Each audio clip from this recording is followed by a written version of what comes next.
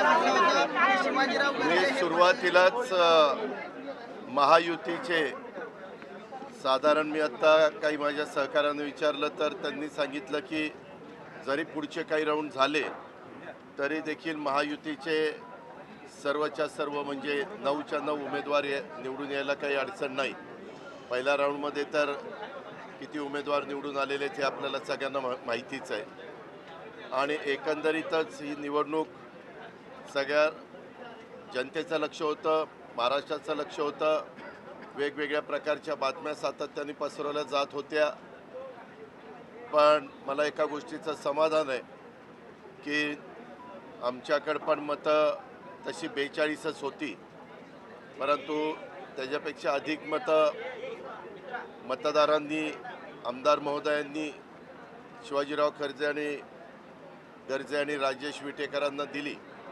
त्याबद्दल मी त्या सर्व आमदारांचं मनापासून आभार मानतो. त्यांनी टाकलेल्या विश्वासाला निश्चितपणे हे दोघंही योग्य पद्धतीनं काम तिथं विधिमंडळामध्ये करतील. जी काही पक्षाची भूमिका असेल, जनतेची भूमिका असेल, ती व्यवस्थितपणे मांडून त्यांचे प्रश्न सोडवतील. वेगवेगळ्या प्रकारच्या चर्चा होत होत्या, हे फुटणार ते फुटणार अशा प्रकारच्या बातम्या येत होत्या.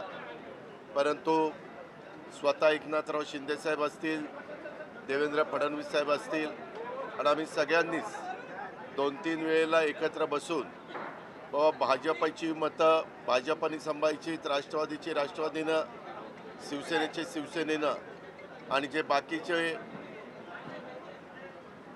मतदार आहेत, आमदार आहेत, त्यांना सगळ्यांनीच त्या ठिकाणी आपल्याकडं खेचायचा प्रयत्न करायचा नाही किंवा विनंती करण्याचा प्रयत्न करायचा नाही. तर आम्ही साधारण वेगवेगळी जबाबदारी वेगवेगळ्या पक्षांनी वाटून घेतलेली होती आणि ती जबाबदारी वाटून घेतल्यानंतर आमची महायुतीची एकंदरीत एक युनिटी ही याच्यातनं सगळे महाराष्ट्राला पाहायला मिळालेली आहे. इथून पुढं देखील विधानसभेच्या निवडणुकीमध्ये अशाच पद्धतीची एकी ठेवून आम्ही सगळेजण पुन्हा महायुतीचं सरकार आपल्या राज्यामध्ये कसं निवडून आणता येईल ह्याकरता परिश्रम करू.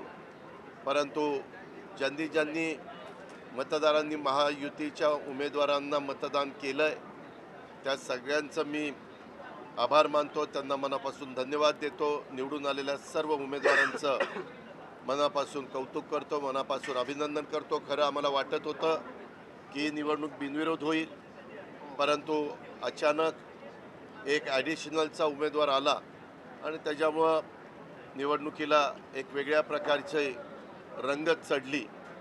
पण आत्ता निकाल आल्यानंतर साधारण चित्र स्पष्ट झालेलं आहे आणि खूप मोठ्या संख्येने महायुतीचे आमदार विधान परिषदेमध्ये निवडून गेलेले आणि तिथं पण अधिक चांगलं बहुमत महायुतीला मिळालेलं आपल्याला सगळ्यांना पाहायला मिळालेलं आहे.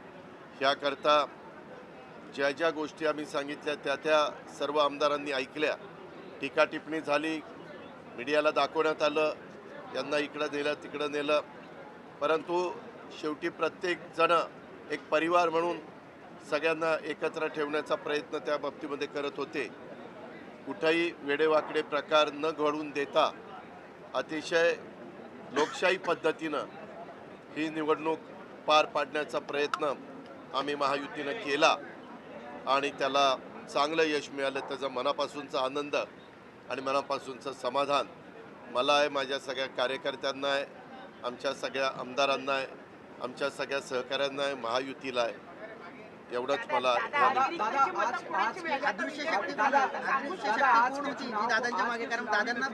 आमदार असताना देखील अधिकची मतं मिळाली आणि दोन्ही उमेदवार निवडून आले. मी तुम्हाला सांगितलं ना की ह्याच्यामध्ये आम्हालाही मतं तशी बघितले तर कमी होती. आपले स्वतः एकनाथराव शिंदे साहेबांना पण तशी मतं कमी होती, परंतु जे अपक्ष असतात, जे इतर काही छोटे छोटे तिथले पक्ष आहेत ते असतात. आता बच्चू कडू साहेबांनी तर तुम्हाला सगळ्यांना सांगितलं की मी ह्यावेळेस माझी दोन्ही मतं शिवसेनेला दिलेली. अशा प्रकारे वेगवेगळ्या मतदारांनी, आमदारांनी आपली भूमिका त्या ठिकाणी स्वीकारली आणि त्याच्यातून हे सगळे उमेदवार निवडून आलेले आहेत आणि त्या गोष्टीचं समाधान आहे. मी खरोखरीच या सगळ्यांचं मनापासून आभार मानतो, मनापासून ह्या सगळ्या उमेदवारांचं अभिनंदन.